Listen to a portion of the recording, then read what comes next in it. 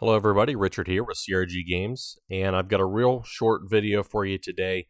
This is a method that I use to determine whether a card is real or not, and I posted about this on the MTG Finance Reddit yesterday.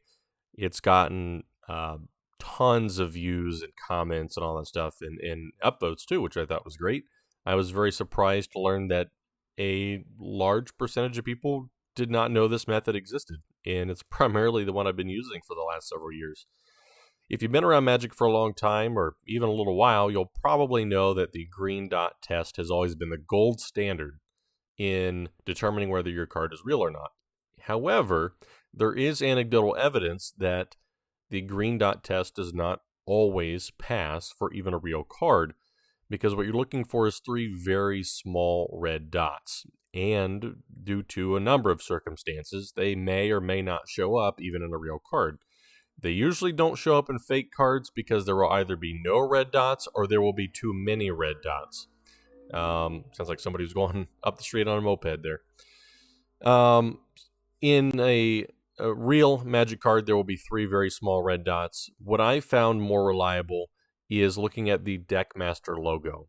So first we'll take a look at a real card. And the first thing you'll notice is there are two different borders, which I call solid and chain.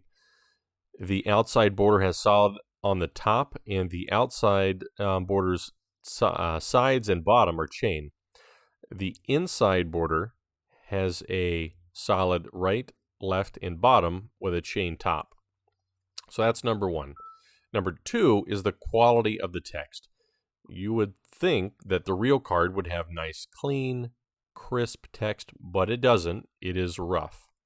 And you'll notice that there are these white dots that appear in several of the letters in specific places, and these do tend to repeat across all different cards. So that's number two, rough text. And then number three, of course, is by looking at the rosette pattern. So Magic cards are printed with a process called offset lithographic printing. Each layer is printed separately, so you've got cyan, magenta, yellow, and what's called key, which is just black ink. So each one of those is laid down individually, and they're rolled on rollers.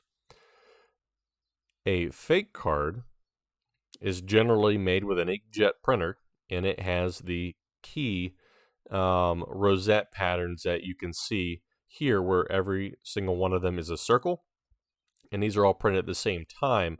And what they do is on each little circle there, it has a specific amount of the cyan, magenta, yellow, or black. However, it all gets printed at the same time, so you just have all of these little circles everywhere. And the rosette pattern generally is the number one way to tell if a card is fake.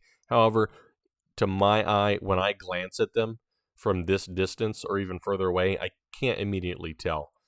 And I have to believe that probably some other people can't tell that quickly or easily as well. If we look at the text on a fake card, the text on the back here is very nice. It's crisp, it's clean, the font is the same, but there are no jagged edges, there are no little white dots. It's pretty much perfect. But the border is what really gives it away. All of the borders are exactly the same. They're not chain, they're not solid, they're kind of a combination of the both. And they're just real muddy. One other thing you can kind of tell when you flip back and forth between a real card and a fake card is the patterns back here. Between the rosette and between the rosette pattern for the real card and the fake card, you can see there's a very clear difference when you flip back and forth. So one is just a little bit cleaner. And then also the ink right around the R on the real card is more faded than it is on the proxy card, as well as the ink by the T.